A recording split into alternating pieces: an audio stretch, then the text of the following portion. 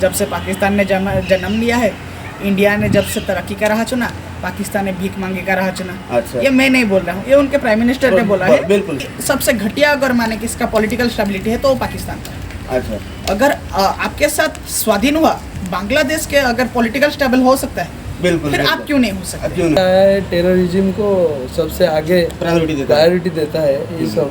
तो अगर कोई देश अपने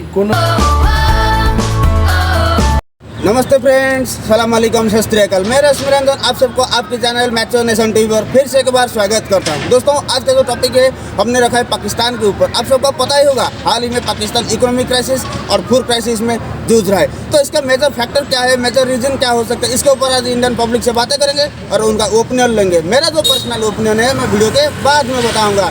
चलते हैं वीडियो की तरफ, फिर मिलते हैं वीडियो के बाद में। तो फ्रेंड्स, जैसे मैंने बताया, आज का जो टॉपिक हमने रखा है कि पाकिस्तान का फूड क्राइसिस, इकोनॉमिक क्राइसिस। अगर ये जो पाकिस्तान का हाल ये हुआ है, इसके पीछे मेजर फैक्टर क्या हो सकता है, इसके सिलसिले से मेरे साथ जुड़े हैं कि इंडियन ब्रदर्स मुश्किलें बढ़ रहा है, उसके पीछे मेजर फैक्टर क्या हो सकता है, क्या मेजर रीजन, तो इसके पीछे आंसरेबल है। आपको क्या लगता है? सर, स्टार्टिंग तो फ्लड से ही हुआ है। फ्लड से? हाँ। अच्छा।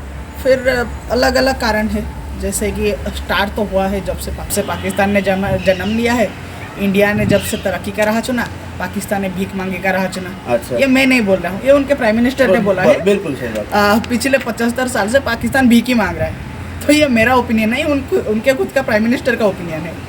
और अगर दूसरे तरफ भी देखें, मेजर फैक्टर क्या हो सकते हैं? ये जो पोजीशन आज हुआ, ये जो प्रॉब्लम फेसिंग कर रहा है, तो उनका मेन रीजन क्या हो सकता है, क्या है? वही भीख मांगना को मैं अगर अच्छा से एक्सप्लेन करूँ तो उनका बैलेंस ऑफ ट्रेड अगर देखें तो एक्सपोर्ट करते हैं 90 बिलियन का और इंपोर्ट करते हैं 90 बिलियन का और एक्सपोर्ट करते हैं 30 बिलियन का।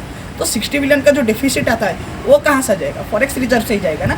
आप अगर भीख मांग के दूसरों से लाते हैं लोन और फॉरेक्स में सब लुटा देते हैं, तो आपके देश का तरक्की कहाँ से होगा? उसी में जब एक क्राइसिस बड़ा आ जाए तो आपका देश डूबेगा ही डूबेगा ना। तो उनका जो पॉलिटिकल सिस्टम है ऊपर आपका क्या रहा है कि उनका जो पॉलिटिकल सिस्टम है वो स्टेबिलिटी है या फिर इंस्टेबिलिटी? क्योंकि देखिए, कोई भी प्राइम मिनिस्टर आज तक 5 साल कंप्लीट नहीं किया, ये भी एक मेजर रीजन हो सकता है। हाँ, उनके पॉलिटिकल पे मेरा ये कहना है कि सबसे घटिया अगर माने कि इसका पॉलिटिकल स्टेबिलिटी है तो वो पाकिस्तान का। अच्छा। अगर आपके साथ स्वाधीन हुआ बांग्लादेश के अगर पॉलिटिकल स्टेबल हो सकता है, बिल्कुल, फिर बिल्कुल। आप क्यों नहीं हो सकते? क्यों नहीं हो सकते? और पाकिस्तान का जो हम देखें, पाकिस्तान एक मुल्क है जिसको ज़्यादातर आर्मी फोकस करता है या फिर आर्मी कंट्रोल करता है। हाँ। अक्सर हम सोशल मीडिया पे ये न्यूज़ सुनते हैं। तो ऐसा क्या है कि एक देश में एक आर्मी कंट्रोल करता है, एक देश को जहाँ पे एक देश कंट्रोल करना चाहिए आर्मी को, एक आर्मी कंट्रोल कर रहा है देश को। तो इसके ऊपर लॉजिक क्या है? शस्त्र को ज़्यादा बढ़ावा दे पढ़ाई से, तब मेंटालिटी ऐसा ही आएगा और देश का ऐसा ही अवस्था होगा। तो और एक फैक्टर भी हो सकता है, जैसे मान लो चाइना ने पाकिस्तान ने बहुत सारे लोन चाइना से ले लिए। अब चाइना ने मतलब उन्हें मुश्किल घड़ी में साथ नहीं दे रहे, तो चाइना के कंट्रोल में ज़्यादा पाकिस्तान अगर इकोनॉमिक क्राइसिस और फूड क्राइसिस में जूझ रहा है, तो उसका मेजर फैक्टर क्या हो सकता है? क्या आपका दिमाग में सबसे पहले चीज़ आता है? देखिए, जैसे कि पाकिस्तान के बारे में आया है, टेररिज्म को सबसे आगे प्रायोरिटी देता है ये सब। तो अगर कोई देश अपने इकोनॉमिक को डेवलप करने के लिए कोई प्लान नहीं करेगा, कोई प्रोग्रेस नहीं करेगा, लेकिन अपने मतलब पड़ोसी जैसे हिंदुस्तान हो या कोई अलग देश हो, उसको ध्वंस करने में लगा रहेगा, उसकी मतलब अखंडता प्रभुता को ध्वंस करने में लगा रहेगा, तो कैसे उसकी इकोनॉमिक डेवलपमेंट? तो आपका पॉइंट ये है कि अगर पाकिस्तान ज़्यादा पैसा डिफेंस या फिर टेररिज्म के ऊपर देगा, तो पाकिस्तान का जो आवाम है, जिनका पब्लिक है, उनका पब्लिक वेलफेयर सर्विसेज का मतलब कोई बात नहीं हो पा रही। इसी वजह से शायद ये हो सकता है। और क्या मेजर रीजन हो सकता है? पॉलिटिकल इंस्टेबिलिटी या फिर कुछ? हाँ, पाकिस्तान में उनका आर्मी जैसे आर्मी कंट्रोल करता है, पूरा कंट्रोल करता है। तो ऐसा नहीं होता। आर्मी का काम है देश की रक्षा करना। आर्मी का काम नहीं है देश को कैसे इकोनॉमिक को बढ़ाना, देश को कैसे आगे ले जाना, देश की एजुकेशन हो, शिक्षा हो, स्वास्थ्य हो, किसी भी व्यवस्था को आगे ले जाने में आर्मी का कोई इन्वॉल्वमेंट नहीं रहता है। उनका देश सेवा करने का जिम्मेदारी दिया जाता है। तो ये बात में तो पाकिस्तान पीछे आ गया। तो मेजर 2 फैक्टर बताइए, 2 चीज़ हम लास्ट करेंगे। 2 रीजन बताइए जिसके आपको लगता है कि ये रीजन हो सकते हैं पाकिस्तान के आज दिवालिया होने का रीजन। तो क्या हो सकते हैं वो रीजन? 2 रीजन बताइए। सबसे पहला, नंबर 1। हम तो बताए कि पहली है टेररिज्म।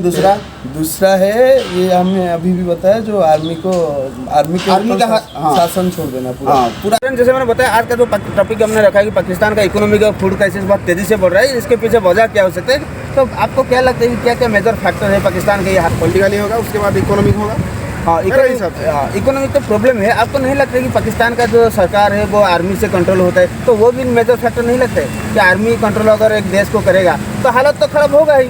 हाँ, उनका जो है आर्मी देश को कंट्रोल कर, हाँ। सरकार आर्मी को कंट्रोल करना करना चाहिए, चाहिए। लेकिन वहाँ उल्टा हो रहा है। उल्टा हो रहा है। तो हो रहा है, मतलब बहुत दिनों से हो रहा है पाकिस्तान में। वहाँ जो इंडियन, हमारे दिमाग में सबसे पहले क्या आता है कि आज पाकिस्तान इस हालत में पहुँच गया, क्या रीजन हो सकता है?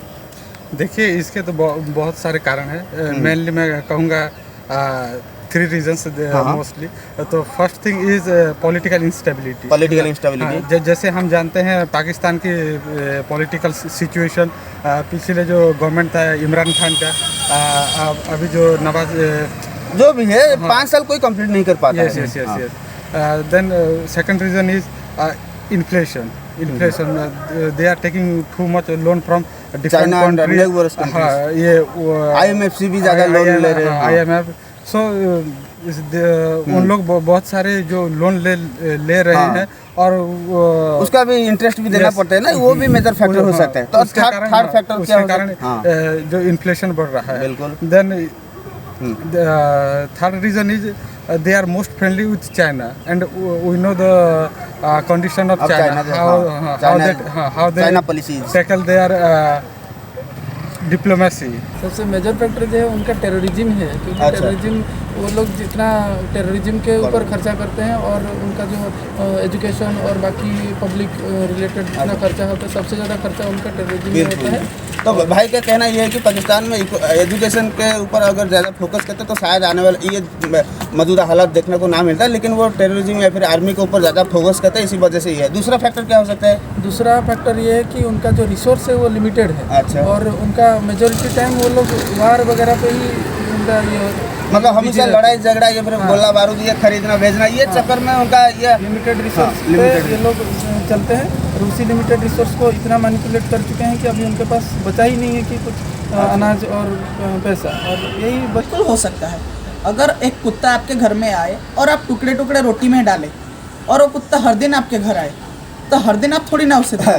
वो आपका पालतू कुत्ता थोड़ी ना है, बिल्कुल। वो एक बुला हुआ कुत्ता है ना, घुमा हुआ कुत्ता है जो हर दिन आ जाता है। पाकिस्तान एक कुत्ता है जो हमेशा आता है, चाइना से मांगता है, और चाइना टुकड़ों टुकड़ों में उसको फेंकता है। अभी फिलहाल मौजूदा हालात ऐसा बन गया कि पाकिस्तान में एक रोटी के लिए, एक आटा के लिए, केजी के लिए तरस रहे हैं लोग। तो आने वाले दिनों में ये बहुत एक डिजास्टर होने का चांसेस है, और ऐसे में उनका जो मिनिस्टर है वो बोल चुका है कि हमारा कंट्री डिफॉल्ट हो चुका है। जैसे मैंने बताया था, आज का जो टॉपिक हमने रखा है पाकिस्तान का, अगर ये बर्बाद हुआ है तो इसके पीछे मेजर फैक्टर क्या हो सकता है, तो आपको पता लगे होगा कि क्या क्या मेजर फैक्टर हुआ है।